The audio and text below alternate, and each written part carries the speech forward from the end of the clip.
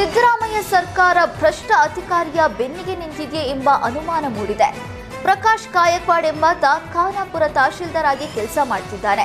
ಈತನ ವಿರುದ್ಧ ಅಕ್ರಮ ಆರೋಪ ಕೇಳಿ ಬಂದಿದ್ರು ಪ್ರಕಾಶ್ ಕಾಯಕ್ವಾಡ್ ಕೆಲಸಕ್ಕೆ ಬರೋದನ್ನ ನಿಲ್ಲಿಸಿಲ್ಲ. ಜನವರಿ 8ರಂದು ಈತನ ಮನೆಗೆ ಲೋಕಾಯುಕ್ತ ಅಧಿಕಾರಿಗಳು ಭೇಟಿ ನೀಡಿದ್ದಾಗ ಚಿರಾಸ್ತಿ ಹಾಗೂ ಸ್ಥಿರಾಸ್ತಿ ಸೇರಿ 4,41,00,000 ಮೌಲ್ಯದ ಆಸ್ತಿ ಪತ್ತೆಯಾಗಿದೆ. ಮನೆ, ಕಚೇರಿ ಸೇರಿ 8 ಕಡೆ ಲೋಕಾಯುಕ್ತ ದಾಳಿ ನಡೆಸಿತ್ತು.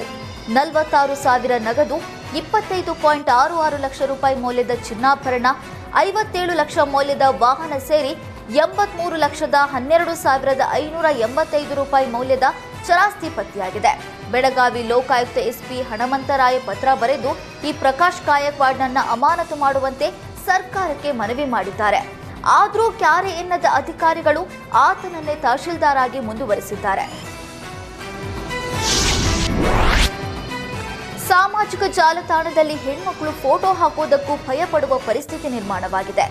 ಮಂಗಳೂರಿನಲ್ಲಿ ನಕಲಿ ಸೋಷಿಯಲ್ ಮೀಡಿಯಾ ಖಾತೆಗಳಲ್ಲಿ ಹೆಣ್ಮಕ್ಕಳ ಫೋಟೋ ಬಳಸಿ ಅವಹೇಳನ ಮಾಡಲಾಗ್ತಿದೆ. ಮುಸ್ಲಿಂ ಹೆಸರಿನ ಫೇಕ್ ಪೇಜ್ಗಳಲ್ಲಿ ಕೋಮು ವಿಕೃತಿ ಕೆಲಸ ನಡೀತಾ ಇದೆ.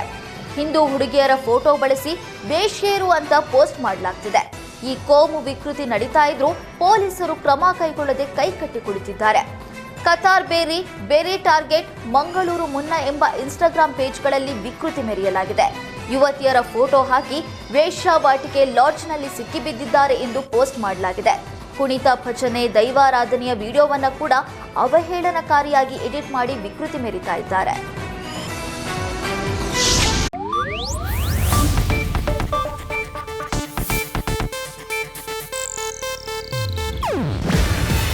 ಇದು ಏಷ್ಯಾನೆಟ್ ನ್ಯೂಸ್ ನೆಟ್ವರ್ಕ್ ಪ್ರಸ್ತುತಿ. ನೀವು ನೋಡ್ತಿದ್ದೀರಾ ಏಷ್ಯಾನೆಟ್ ಸುವರ್ಣ ನ್ಯೂಸ್.